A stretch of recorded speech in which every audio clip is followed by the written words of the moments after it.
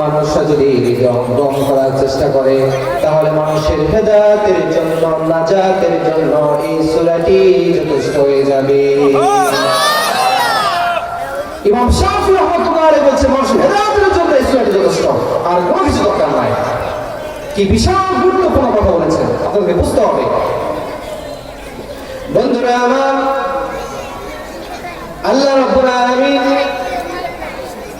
বিশ্বনবী হযরত মুহাম্মদুর রাসূলুল্লাহ সাল্লাল্লাহু আলাইহি ওয়াসাল্লামের উপরে কোরআনকে নাযিল করেছেন মানুষের সংবিধান হিসাবে।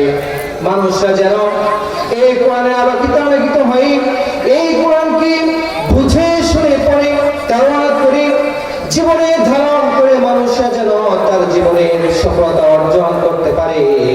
এই জন্য আজ থেকে 1500 বছর আগে আল্লাহ রাব্বুল আলামিন তার হাবিবের উপরে কোরআন নাযিল করেছেন।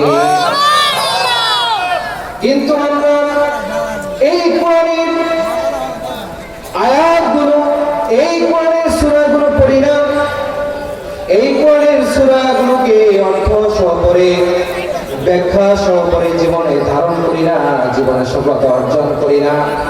আমরা এই কোরআনকে মাসে, বছরে, সপ্তাহে মন চাইলে ওই টেবিল থেকে মেজ থেকে কোরআনকে নিয়ে তেলাওয়াত করে দুই পাশে দুটো চুমা দিয়ে জায়গা মতো রেখে দেই। আল্লাহ রাব্বুল আলামিন এই জন্য এই কোরআনকে পাঠান নাই। এই কোরআনকে ঝাড়ফুঁকের জন্য পাঠানো হয় নাই। এই কোরআনের সূরাগুলোকে, আয়াতগুলোকে তাবিজের জন্য পাঠানো হয় নাই।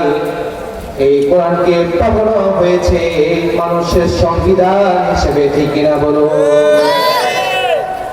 বিশ্বনবী হযরত মুহাম্মদুর রাসূলুল্লাহ সাল্লাল্লাহু আলাইহি ওয়াসাল্লামের সাহাবীরা এই সূরার কত সুন্দর আমল করতেন।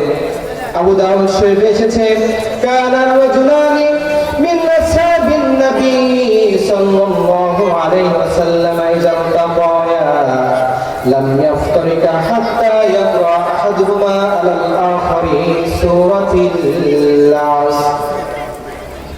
বিশ্বনবী হযরত মুহাম্মদুর রাসূলুল্লাহ সাল্লাল্লাহু আলাইহি ওয়াসাল্লামের সাহাবীরা কত সুন্দর আমল করতেন।